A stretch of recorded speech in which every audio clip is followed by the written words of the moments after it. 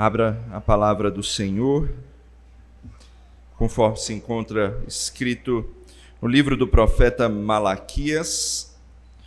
Hoje vamos finalizar o capítulo 3 deste pequeno livro.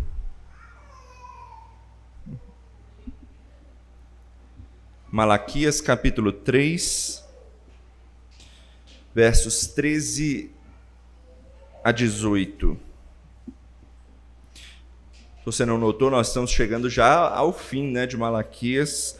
Domingo que vem será o último sermão neste livro. Então abra sua Bíblia em Malaquias 3, 13 a 18. Eu farei a leitura, peço que os irmãos acompanhem com atenção.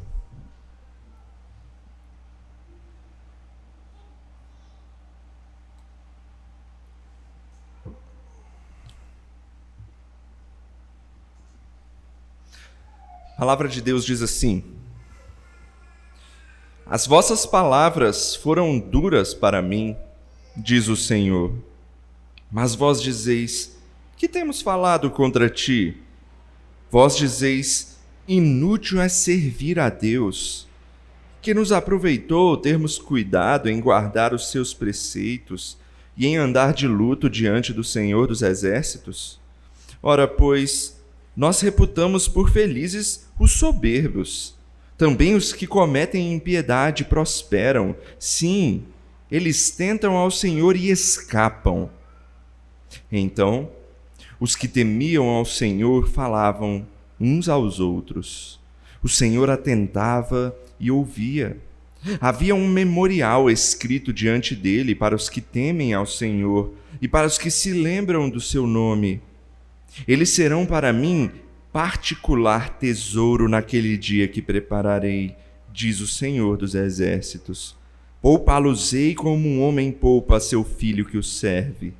Então vereis outra vez a diferença entre o justo e o perverso, entre o que serve a Deus e o que não o serve. Até aí a palavra de Deus, vamos orar? Senhor, obrigado, Senhor, por esse dia. Obrigado, Pai, porque temos a oportunidade de estarmos na Tua casa e agora de ouvir a Tua palavra, de ouvir a Tua mensagem para nós nesta noite. Peço a Deus que o Senhor abra os nossos corações e ali, ó Deus, faça com que eles estejam preparados para receber a Tua palavra e para que saiamos daqui, ó Deus, cheios de Ti, cheios do Teu Espírito, certos, ó Deus, de que ouvimos aquilo que o Senhor preparou especialmente para nós nessa noite. Nos abençoe, é o que pedimos no nome de Cristo Jesus. Amém. Meus irmãos, nas últimas férias que eu tive a oportunidade de levar a Sofia para a praia pela primeira vez. E eu percebi que uma coisa mudou em mim drasticamente nessa viagem. Antigamente, quando eu ia para a praia, ou quando eu viajava, na adolescência para a praia, o meu proveito ali era querer ir nadar. Criança sabe como é que é, Gosta de ir lá pegar umas ondas, jacarezinho, sabe como é que é? Andar daquele trem que o povo chama de banana boat. Já foi nesse negócio?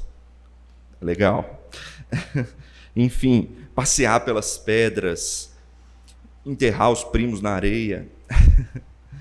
Fazer essas coisas era o que me deixava feliz, sabe? Era o que eu sentia proveito em ir para a praia fazer aquelas coisas. E não é que essas coisas perderam a graça. É divertido ainda se participar disso. Mas o que mudou em mim foi a minha perspectiva. O fato de agora eu ter a minha filha ali comigo na praia e eu posso ver ela rindo ali na areia, quando ela também come um pouquinho de areia, se divertindo com a família, podendo ir no mar buscar água para ela, para colocar num baldinho, para colocar numa piscininha ou alguma coisa assim, mostrar coisas novas para ela, para que ela descubra coisas diferentes. Isso se tornou algo muito mais proveitoso para mim agora, Muito mais do que antes eu sentia que eram coisas minhas, agora eu sinto muito mais proveito em coisas que eu vejo nela. Ou seja, o nascimento da minha filha mudou completamente a minha perspectiva de aproveitar as coisas. E no texto de hoje a gente vai ver um pouco disso. Para entender como é proveitoso servir a Deus, a gente precisa ter nossas perspectivas mudadas, direcionadas. A gente não pode olhar para esse mundo como os mundanos veem, quando pessoas que não servem a Deus olham para esse mundo, mas com o olhar de alguém que foi transformado por Deus. E como é que é esse olhar? A Bíblia diz que é pela fé. E é exatamente isso que Deus vai mostrar para o seu povo aqui, que tem olhado o mundo com os olhos errados. Então Deus vai ensinar para eles. Deixa eu mostrar para vocês como é que deve ser. E assim a gente vai tentar responder a pergunta: de que maneira é proveitoso servir ao Senhor? Como é que eu sinto proveito em servir a Deus?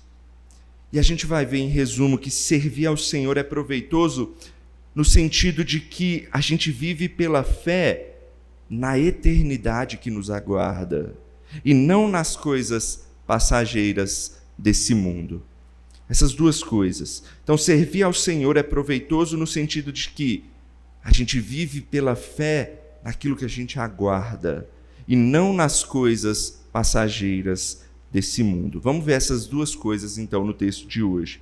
Em primeiro lugar, a gente vai ver que é proveitoso servir ao Senhor, então, quando a gente entende que a prosperidade do ímpio é tão passageira quanto esse mundo.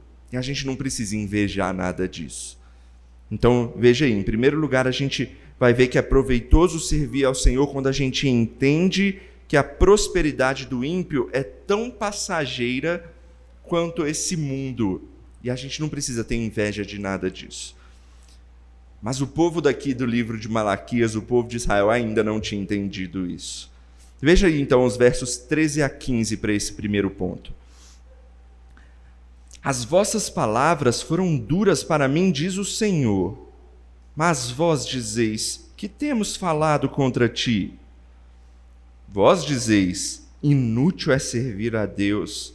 Que nos aproveitou termos cuidado em guardar os seus preceitos e em andar de luto diante do Senhor dos Exércitos. Ora, pois, nós reputamos por felizes os soberbos, também os que cometem impiedade prosperam. Sim, eles tentam ao Senhor e escapam. Veja que o texto se inicia com a mesma estrutura que a gente tem visto já comum aí no livro de Malaquias. Deus inicia com uma acusação e o povo questiona a Deus. A acusação do Senhor aqui é que as palavras do povo estavam sendo duras, estavam sendo hostis contra o próprio Deus. E é interessante a gente dar uma recapitulada aqui e notar o progresso da infidelidade do povo ao longo do livro. Vamos dar uma relembrada. O povo estava desanimado lá no início. Por quê? Porque eles estavam enfrentando dificuldades agora que eles tinham voltado do exílio lá da Babilônia para Jerusalém. Eles estavam tendo dificuldades para reconstruir a cidade, para ajeitar a agricultura naquele lugar seco ali que ficou muito tempo sem ser trabalhado. E eles então estavam desanimados e passaram a questionar o amor de Deus. Se Deus era realmente a favor deles. Em seguida, Deus mostra como isso tornou aquele povo desleixado, despreocupado com o culto, a começar pelos líderes religiosos do povo, os sacerdotes, que cometendo até graves infrações da lei. Em seguida, o profeta mostra que não está o problema só na liderança, mas está no povo de uma maneira geral. Ele falou que o povo estava com um problema na vida conjugal. Ele falou que o povo estava questionando a justiça de Deus. Ele falou que o povo não estava dando aquilo que era devido ao Senhor. A gente tratou no domingo passado a respeito disso, sobre a questão dos dízimos e ofertas. Mas agora o povo chega ao extremo de dizer palavras duras e agressivas diretamente contra o Senhor. E eles ainda são cínicos, como sempre estavam sendo, né? Mais uma vez, ao perguntarem: mas o que é que a gente tem falado contra o Senhor? Muitas vezes a gente se porta assim contra os nossos desafetos, né? Pessoas que a gente não tem lá muita afinidade. Aí quando a gente está distante deles, quando a gente vira as costas para eles, aí então a nossa língua despeja o mal contra essas pessoas. Mas cara a cara, a gente faz a mesma coisa que o povo, né? Mas eu não falei nada. Mas Deus sabe até o que passa no mais profundo dos nossos pensamentos. E o povo devia saber que Deus conhecia o pensamento deles, conhecia tudo aquilo que eles estavam falando a respeito do Senhor. Quanto mais de maneira direta quanto esse povo fez aqui. E o que o povo disse de duro, hostil contra o Senhor? O texto diz: o povo disse: inútil é servir a Deus. Ou seja, eles chegaram à conclusão, depois desse tempo todo, de que servir a Deus é algo vazio, é algo sem serventia, do qual não se tira qualquer proveito. E eles vão elaborar isso de duas formas. Primeiro, eles vão dizer que é inútil servir a Deus, veja aí no texto, por quê? Porque não há proveito em guardar os seus preceitos, ou seja, em obedecer. Em resumo, eles estão dizendo que não serve para nada oferecer os sacrifícios no culto, não serve para nada, é inútil ir para o templo adorar o Senhor. Quanto mais guardar a lei, algo que só me dá trabalho e nunca me rende nada. É o que o povo estava dizendo contra Deus. E eu confesso que não dá para mentir que todo mundo já pensou assim de alguma forma alguma vez. Acordar cedo para ir para a igreja às vezes, ou então, poxa, eu tenho tanta coisa para fazer no meu trabalho e eu tenho que ir para a igreja hoje. Ou então, nossa, minha Bíblia está encostada ali, mas eu estou tão sem tempo, deixa isso para lá. Eu preciso fazer coisas mais importantes, né? Eu preciso trabalhar para ganhar dinheiro, preciso arrumar minha casa. Essas coisas são secundárias. O povo chegou ao nível de falar: é inútil isso aí. É inútil servir ao Senhor. E o povo elabora isso ainda mais, né? A segunda forma que eles falam que é inútil servir ao Senhor é a continuação do versículo 14, né? Eles dizem que é inútil como andar de luto diante do Senhor. Qual que é a ideia que eles estão querendo trazer aqui? O que é andar de luto diante do Senhor? Aqui é se derramar diante de Deus clamando por algo, pedindo socorro por alguma coisa. Sabe quando você está passando por alguma coisa e isso toma o seu emocional e você fala isso para alguém e às vezes você cativa a pessoa por isso? Que às vezes essas emoções nos dominam de alguma forma. E às vezes isso é até verdadeiro, sim, de alguma forma, né? Às vezes as pessoas realmente se emocionam ao falar dos seus problemas, das suas dificuldades, e isso move o coração de outra pessoa para te ajudar. Mas aqui, o povo, apesar das dificuldades que eles realmente estavam passando, eles não queriam Deus. Eles queriam apenas se aproveitar de Deus para serem ajudados. A gente viu que eles não estavam nem aí para a lei de Deus, eles não estavam nem aí para o culto a Deus, mas para pedir, para ser abençoado, e eles iam lá e choravam e clamavam e andavam de luto, como diz o texto aqui, para poder ver se Deus os abençoava de alguma forma. Tem uma música que eu gosto de uma banda cristã chamada Oficina G3, que ela reflete isso de uma maneira interessante. Vou parafrasear o que ele diz aqui.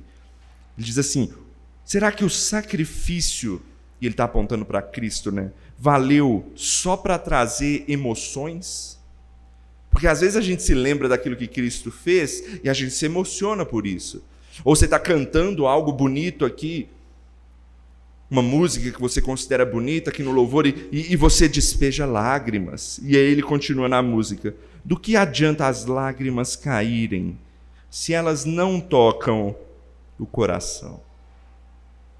Esse povo chorava diante de Deus esperando resposta e não obtinham essas respostas. Por quê? Porque Deus sabia que eram lágrimas falsas.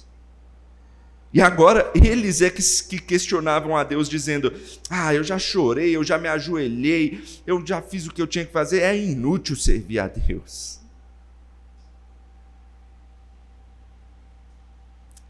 Isso fica claro no versículo 15. Como a visão deles estava errada.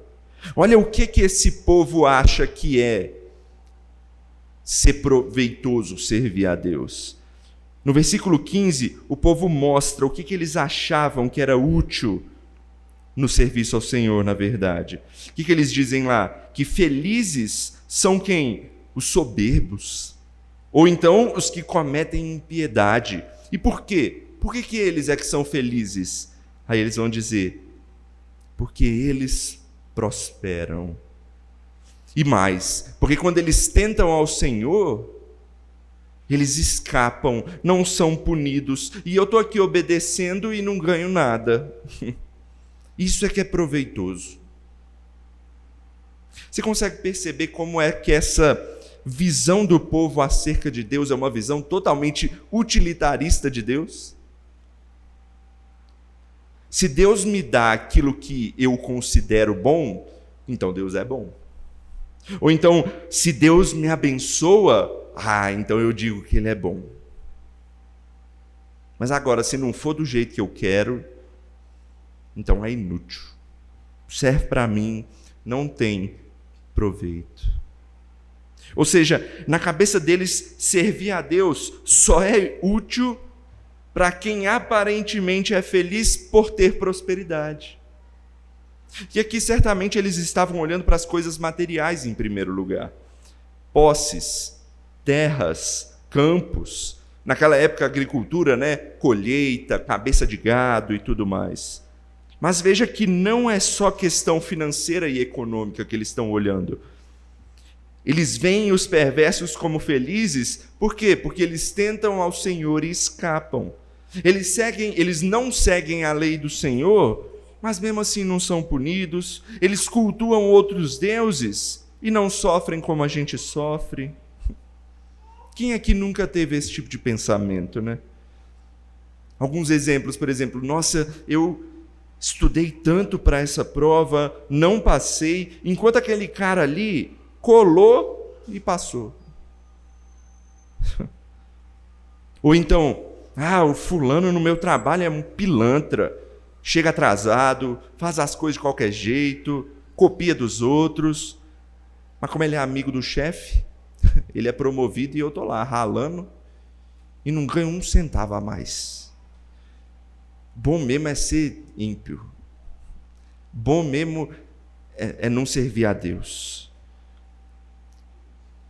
Aí você lembra, do Brasil, corruptos no poder, ganhando. As corrupções até são descobertas e os caras nem presos são. Vale a pena ser ímpio. E muitas vezes a gente faz o certo, corre atrás, é honesto. E isso tudo às vezes para ganhar um saláriozinho michuruca. Para não ser aprovado naquilo que eu ralei tanto. Será que isso significa ter proveito no Senhor? Será que isso valida dizer que não é proveitoso servir ao Senhor, que é inútil servir ao Senhor? Se você ganhasse essas coisas,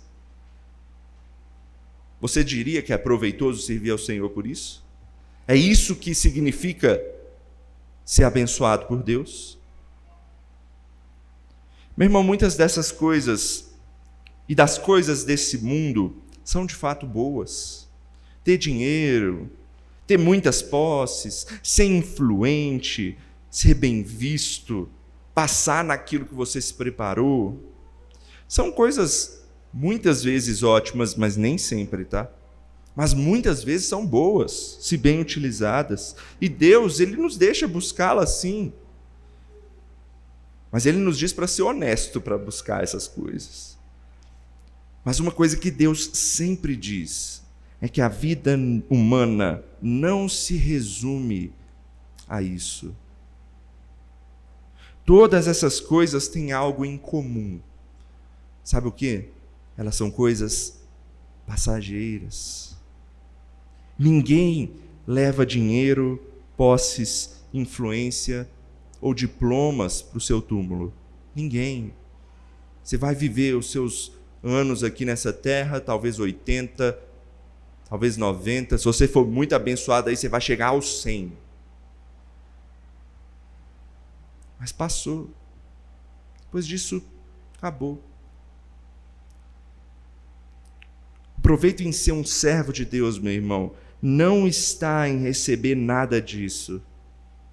Ainda que sejam coisas boas, ainda que você possa pedir ao Senhor por isso, Ele te deixa pedir a Ele por isso, sim. Senhor, me abençoa para que eu prospere, para que eu ganhe alguma coisa, para que eu consiga comprar um terreno, para que eu consiga comprar um carro. Tudo bem, não tem problema em pedir esse tipo de coisa. Mas o que eu quero dizer para você é que tudo isso é mixaria perto do que Deus realmente quer te dar. Então, em primeiro lugar, se lembre, servir ao Senhor é mais proveitoso quando a gente entende que essas coisas, que a prosperidade do ímpio, que a prosperidade desse mundo são coisas passageiras. A gente não precisa invejar nada disso. O que está prometido para nós é muito maior.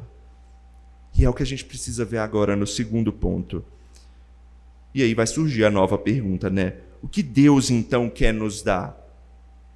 O que eu posso esperar de Deus? Por que eu posso dizer que isso que Ele me promete me deixa dizer que é proveitoso servir a Ele? Isso nos leva ao nosso segundo e último ponto. É proveitoso servir ao Senhor quando? Quando nós nos lembramos que vivemos por fé, aguardando a eternidade. Guarde isso, eternidade. Isso se encontra nos versículos 16 a 18 do nosso texto. Veja lá.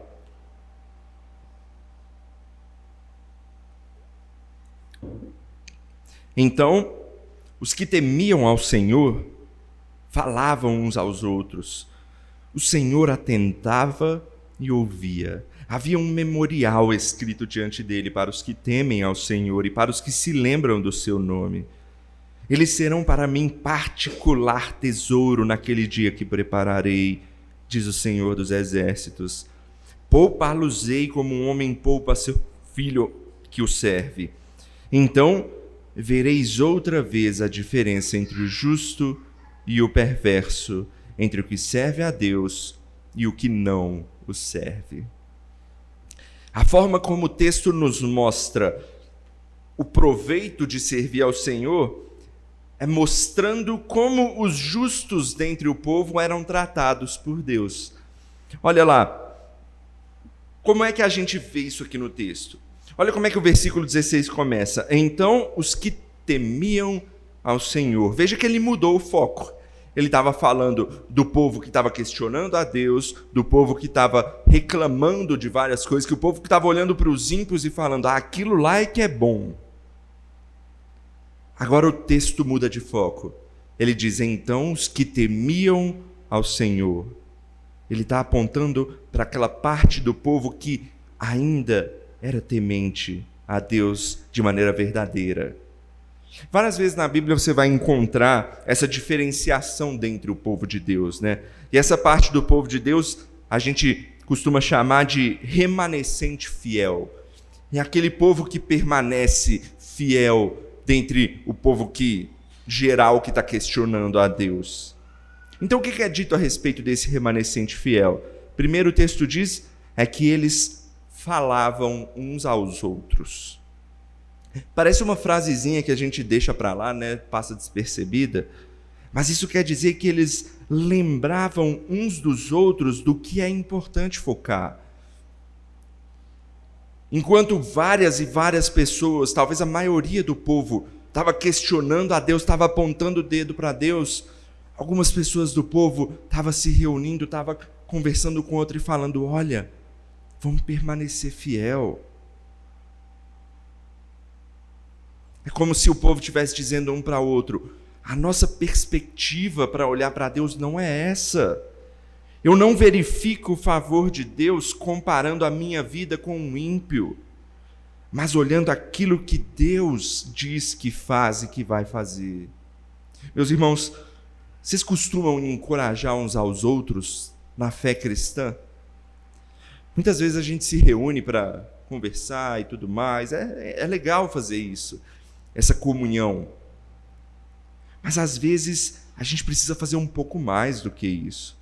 E não é uma atribuição só da liderança, tá? É da igreja inteira, de uma maneira geral.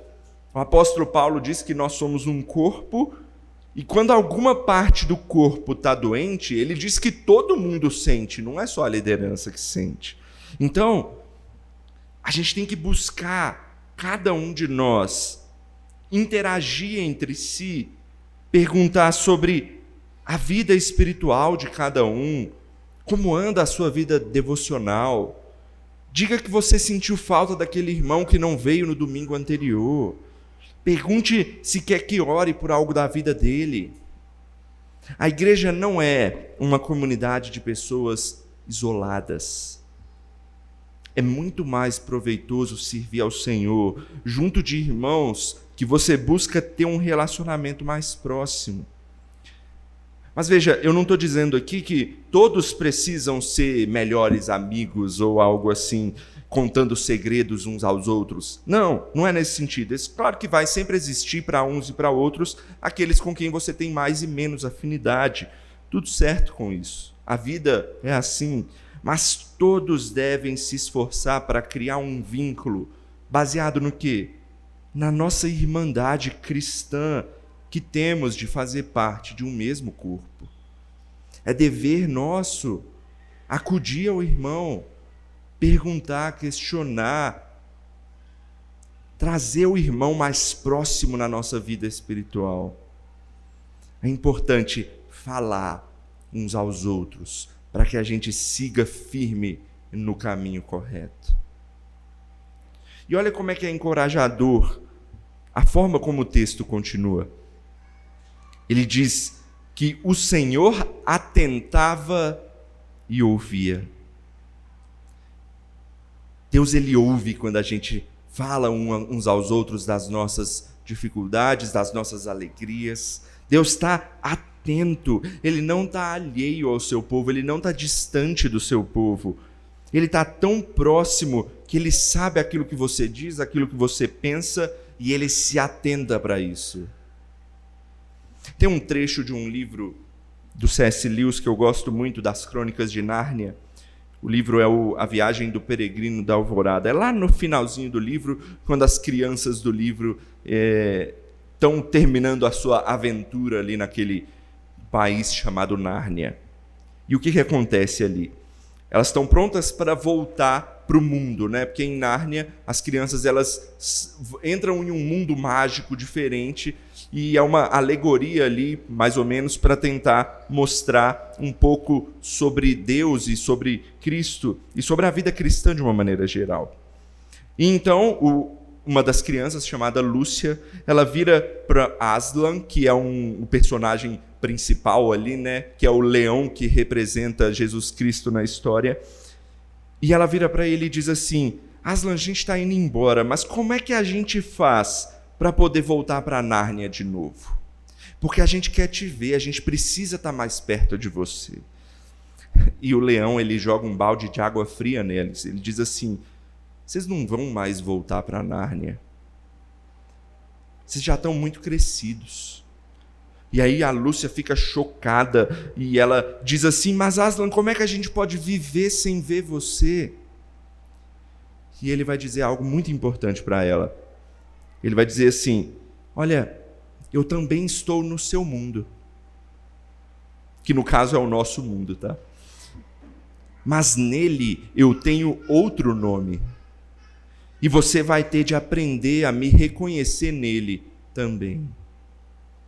Mas olha como é que ele finaliza a frase, e eu quero que você veja a ênfase que eu vou dar nisso. Aslan continua: foi por isso que eu trouxe vocês para Nárnia, para que vocês me conhecessem um pouco, mas que no mundo de vocês pudessem me conhecer ainda mais e melhor. Olha que interessante. A criança, essa Lúcia, ela achava que Nárnia era melhor porque podia encontrar Aslan de vez em quando, porque ela sabia que ele estava a par dos acontecimentos e quando necessitasse ele ia aparecer eventualmente para fazer alguma coisa. Mas Aslan diz que no mundo dela, no nosso mundo, ele poderia ser conhecido ainda melhor. Sabe por quê?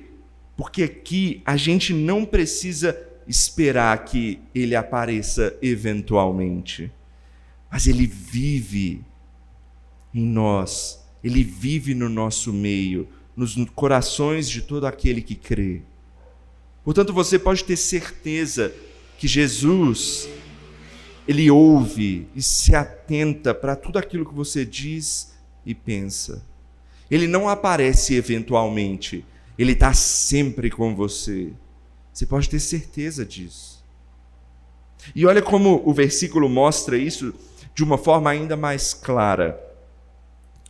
Ele vai dizer que há um memorial escrito diante dele ou diante do Senhor para aqueles que o temem. A ideia aqui é que Deus jamais se esquece de todo aquele que nele crê. Se você vive pela fé, você pode ter certeza que Deus jamais vai se esquecer de você. Deus, ele está atento a você e ele se lembra de você. E no fim, você vai poder dizer as palavras que o apóstolo Paulo, por exemplo, disse. Você lembra que o apóstolo Paulo disse lá no fim da vida dele? Ele falou assim: combati o bom combate, terminei a corrida, guardei a fé. Agora me está reservada a coroa da justiça, que o Senhor justo juiz me dará naquele dia, e não somente a mim, mas também a todos que amam a sua vinda. Deus se lembra, e a gente precisa combater o bom combate, firmados nisso, sabendo que Deus está conosco, atento a nós, se lembrando da gente, de todos aqueles que o amam e o temem. Mas não para por aí, Deus tem palavras ainda mais encorajadoras para nós, falando sobre por que é proveitoso servi-lo. Ele diz, olha esse verso, ele diz que aqueles que o temem são para ele como tesouro particular de Deus. E aqui eu quero que você veja que há uma espécie de trocadilho.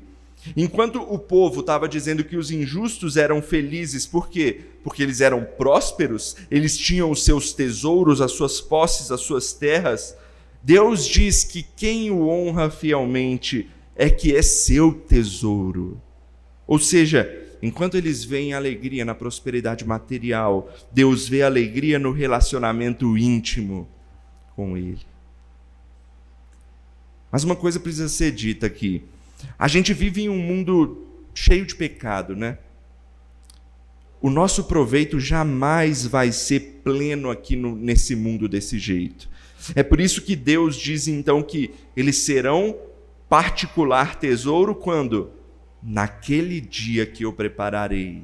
Ele aponta para o futuro, quando isso vai ser de fato pleno. Quando nosso Senhor Jesus voltar. Quando de fato estaremos plena e eternamente com Deus. Meu irmão, a forma como Deus vê o seu verdadeiro povo, o remanescente fiel, a forma como Ele olha para você, olha como esse texto diz, ela é impressionantemente amorosa. Um Deus que te ouve, um Deus que se atenta, um Deus que te quer, um Deus que diz que você é o tesouro dele. E você vai ser o tesouro eterno dele, naquele dia que ele está preparando. Olha como ele finaliza esse verso. Poupa-los-ei como um homem poupa a seu filho que o serve. E veja, essa é uma bela ênfase de que Deus não olhará para os feitos, beleza ou qualquer coisa intrínseca aos redimidos, mas Ele vai tratar como um pai trata o seu filho. E como é que é? Simplesmente por ser seu filho. Apesar dos seus defeitos, apesar das suas características, Deus ama a você simplesmente porque Ele escolheu amar você. E o versículo final é tanto um resumo do texto como é um incentivo para nós. Então vereis outra vez a diferença entre o justo e o perverso, entre o que serve a Deus e o que não o serve. De que maneira então Deus diferencia o justo e o perverso depois de tudo isso que a gente viu? O perverso, ele pode até ter suas riquezas, suas posses, ele pode até fazer as suas coisas erradas e ainda assim passar batido aí por um tempo, tá? Porque a justiça virá. Mas o justo tem o seu nome escrito diante de Deus, do qual ele jamais se esquece. O justo tem promessas eternas.